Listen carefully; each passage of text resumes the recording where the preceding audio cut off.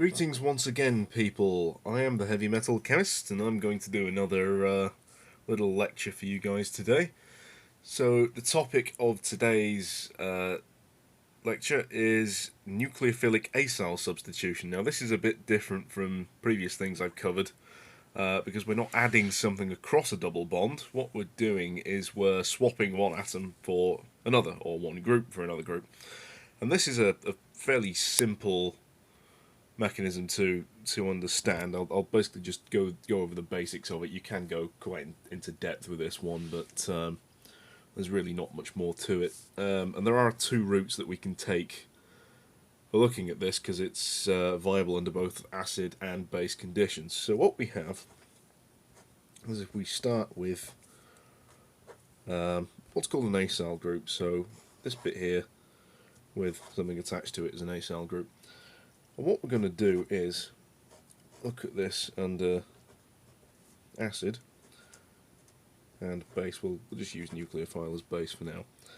That H plus will be provided by Nu-H. So here our nucleophile is attached to an acid. And if we take the acid route, what we're going to do is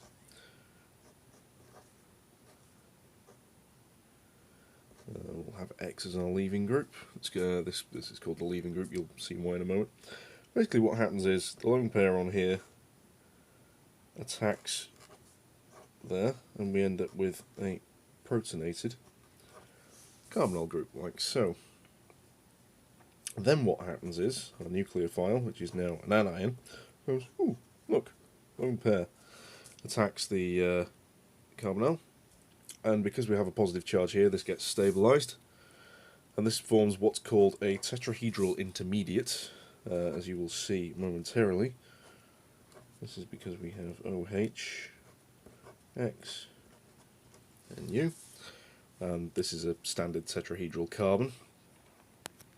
But at the same time, if X is what's called a good leaving group, so something like chloride, for instance, or maybe acetate, basically anything which is stable in the solution that you're trying to deal with, then what happens is you basically kick the lone pair from the carbonyl oxygen back down again, and then your leaving group leaves, like so. Then you end up with a nice molecule looking like protonated. It's positively charged.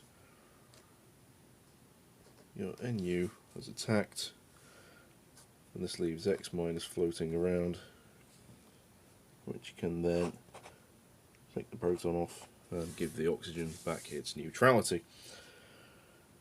And then from there we end up with our neutral species, which is Nu, like so. So the nucleophile here could be something along the lines of cyanide, as in the previous lecture, or it could be something like hydroxide. It could be something like ammonia, for instance, which would form an amide in this case. So there are plenty of possibilities to look at for this. Now, under basic conditions, this is a little bit different. What we have here is, if I just redraw our carbonyl group, this is very, very simple. Our nucleophile attacks there, and the lone pair goes straight up onto the oxygen. And what this does is it gives us O minus nucleophile at X. And then we simply go kick out X, and we have our product. We basically just lost X minus.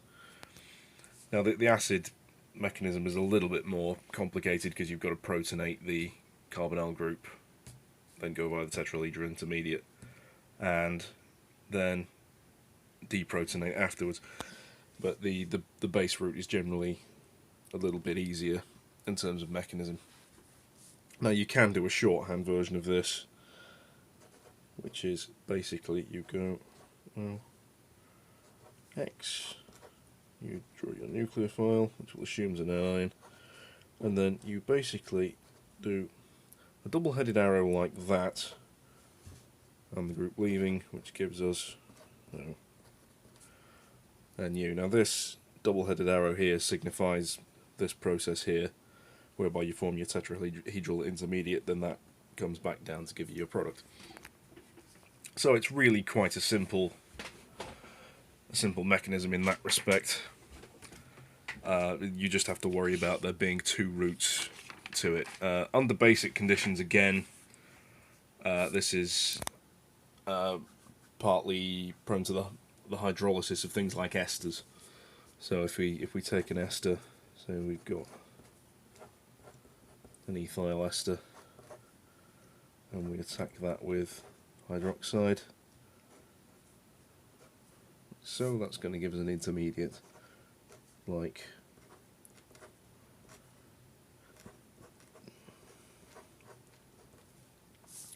now. Here the OET is the leaving group, and then what we end up with is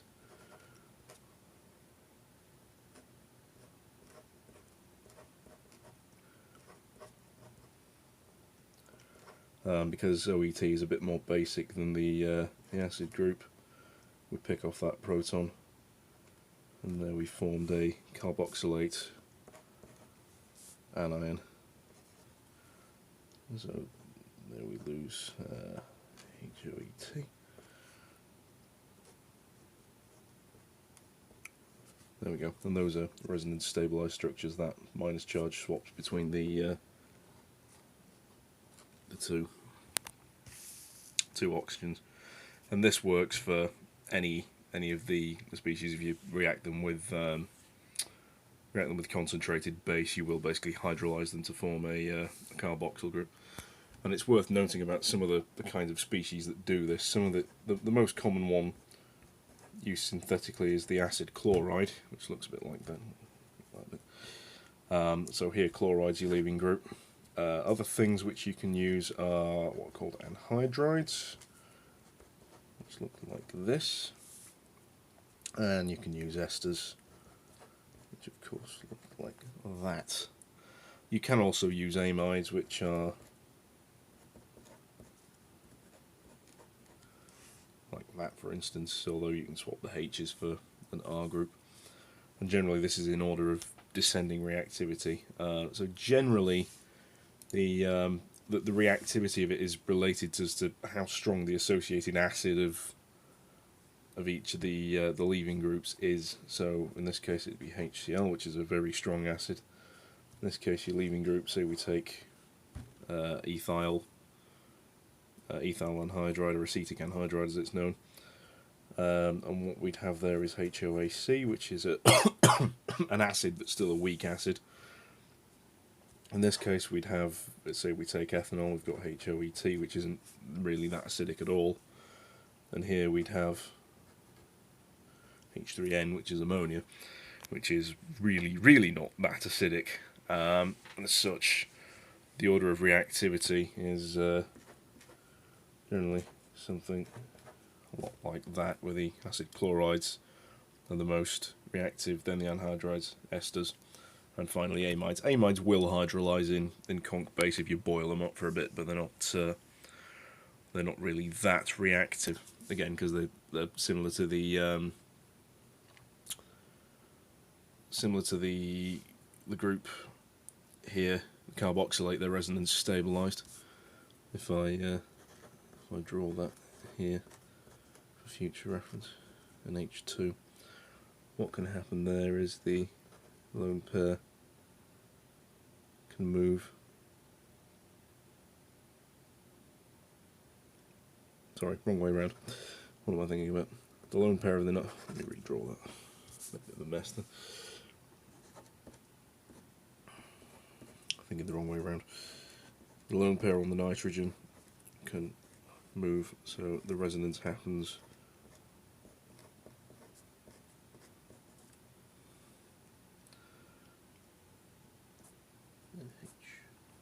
H2, like so. And that's got a positive charge on it. So there we go. That's the the rough overview of this mechanism. If you do have any questions, do pop them in the comments section below. Please do subscribe, like the video, yada yada yada. I'll try and do a few more videos in the next few weeks. Sorry, there's been a bit of a delay, but I've been starting a new job, so that naturally gets in the way of things. Thanks for watching, and hope to see you next time. Goodbye.